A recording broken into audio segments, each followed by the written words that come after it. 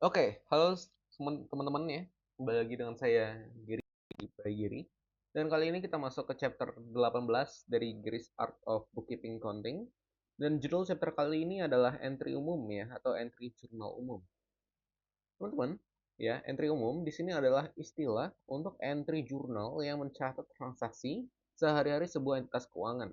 Umumnya, teman-teman, entry umum itu dapat ditemukan di tahap periode berjalan dalam siklus akuntansi. Jadi, teman-teman, entry umum ini itu bisa ditemukan di tahap periode berjalan, teman-teman, ya, dalam siklus akuntansi. Dan memang umumnya hanya mencatat transaksi sehari-hari sebuah entitas, seperti beli barang, ya, pembayaran pembelian, ya, penjualan barang atau penjualan jasa, teman-teman ya. Penerimaan, pelunasan penjualan jasa atau penjualan barang. Teman-teman banyak transaksinya, bisa meminjamkan uang, bisa dipinjamkan uang, dan berbagai transaksi lainnya. Nah, teman-teman, untuk menyusun entry umum, akuntan itu perlu, teman-teman ya. Pertama, tentukan terlebih dahulu transaksi apa yang ingin dicatat. Jadi cari dulu nih transaksi apa yang mau dicatat. Kemudian, akuntan juga perlu menganalisis teman-teman ya dampak dari transaksi tersebut pada komponen di persamaan akuntansi. Ini padanya dua kali agak gimana kalau diucapkan ya. Coba saya ganti aja. Ini jadi di. Oke, lalu teman-teman ya, akuntan mencatat dampak tersebut dalam bentuk debit and credit pada akun yang terpengaruh, teman-teman ya. Jadi setelah dianalisis, dia cari dulu ya apa transaksi yang ingin dicatat, kemudian eh, analisis dampak dari transaksi tersebut. Setelah dianalisis, kita udah tahu nih dampaknya apa-apa saja. Oh, kas bertambah. Oh, utang bertambah. Lalu kita catat, teman-teman, dalam bentuk debit dan kredit pada akun-akun yang terpengaruh. Kalau kas bertambah, artinya kas didebitkan, teman-teman. Dan kalau utang bertambah, artinya utang dikreditkan. Kita langsung aja ke contohnya. Teman-teman, ini adalah contoh menyusun entry umum. Teman-teman bisa lihat ya di sini.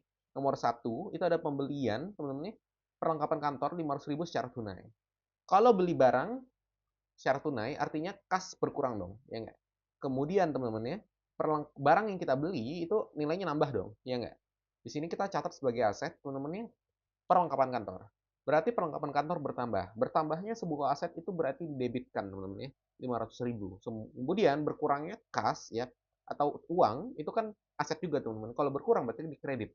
Sehingga jurnalnya adalah entry jurnalnya adalah perlengkapan kantor pada kas 500.000, teman-teman ya. Kemudian sekarang kita masuk ke yang nomor 2. Membayar gaji karyawan 5 juta yang sebelumnya telah dicatat sebagai utang gaji. Nah, teman-teman, kalau di sini kasusnya berarti sebelumnya udah punya penyesuaian ya, beban gaji pada utang gaji. Nah, sehingga di periode berjalan saat kita mencatat ya, teman-teman ya. Oke, berarti kalau sebelumnya udah dicatat utang gaji dan tidak ada jurnal pembalik atau entry pembalik, maka yang kita lakukan adalah mendebitkan utang gaji tersebut. Karena saat kita membayar gaji tersebut, utang gaji berkurang. Utang adalah liabilitas dan liabilitas berkurang di debit, teman-teman ya. Berarti debit utang gaji sebesar 5 juta rupiah, teman-teman. Kemudian karena ini membayar, artinya kas juga berkurang. Kas berkurang artinya dikreditkan, teman-teman ya. Sehingga jurnalnya adalah utang gaji 5 juta di debit pada kas 5 juta di kredit. Nah, kemudian ada membayar upah pekerjaan las, teman-teman ya, 100.000. Di sini teman-teman bebas mau mencatatnya sebagai apa. Di sini saya contohkan pencatatan ke beban upah. Teman kalau mau catat sebagai beban operasional lainnya atau beban umum lainnya itu juga boleh. Sah-sah saja. Tergantung manajemen dari perusahaan atau entitasnya masing-masing. Maunya bagaimana. Nah, di sini kita akan ngomongin beban upah. Berarti kalau saya catat beban upah, beban itu bertambah di debit, teman-teman ya, 100.000, dan karena ini membayar, maka kas berkeluar, teman-teman ya. Kas keluar di kredit 100.000. Ini adalah contoh dari cara menyusun entry umum, teman-teman ya. Nah, sekarang memang kebetulan ya chapter kali ini sangat-sangat singkat. Kita langsung aja masuk ke uji pemahaman, bagian terakhir dari sebuah chapter yang saya biasanya buat. Nah, teman-teman, buatlah entry journal dari transaksi berikut. Nomor 1 ya, ada pembayaran uang muka pembelian barang dagang 300.000. Kemudian teman-teman ya, si entitas tersebut menerima barang dagang yang sebelumnya dia udah uang muka kan. Artinya sebelumnya dia udah DP atau down payment. Itu teman-teman kita terima barangnya 500.000 di depan. Sekarang kita terima 500.000-nya. Dan langsung ditagih pada hari itu juga. Karena sebelumnya telah memotong, udah memiliki DP ya, atau memiliki uang muka 300.000, maka sisa yang ditagih adalah berapa? Ya, adalah 200.000. Pada tagihan yang datang di hari diterima barang tersebut, tagihannya memunculkan nota nih, misalnya teman-teman nih, oh tagihannya 500.000. Kemudian totalnya 500.000 kan, total 500.000 dikurangi uang muka 300.000, kurang bayar 200.000. Nah, cara jurnalnya bagaimana itu teman-teman ya? Kemudian di nomor 3 kita membayar sisa tagihan pada nomor 2. Berarti kita bayar sisa 200 ribunya. Nah, di sini saya udah kasih tips ya, akun-akun yang akan digunakan adalah uang muka vendor atau uang muka pembelian ya, bahasa lainnya. Kemudian ada kas ya, sebagai uang. Kemudian ada persediaan barang dagang, karena kita menerima persediaan barang dagang. Dan juga ada utang dagang, teman-teman ya. Coba teman-teman jurnal di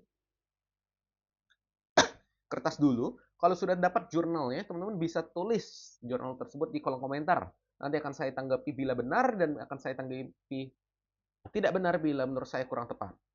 Nanti bila kurang tepat saya jelaskan juga mengapa, serta jurnal yang harusnya benar itu bagaimana. Sekian, terima kasih teman-teman ya sudah menonton video kali ini. Semoga materinya dapat dipahami.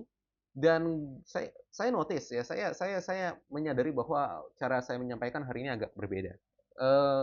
Kurang tahu, mungkin gara-gara habis main game kali ya ngobrolnya. Bukan, ya nggak tahu lah ya. Nggak tahu kenapa saya menyampaikannya agak berbeda di video kali ini. Tapi teman-teman, set that aside ya. Kita akhiri video kali ini dengan ucapan terima kasih. Semoga dapat dipahami dengan baik ya. Kalau ada pertanyaan, tulis saja pertanyaan di kolom komentar. Nanti akan saya tanggapi semampu saya. Dan sampai jumpa di chapter 19 ya teman-teman ya. Thank you for watching.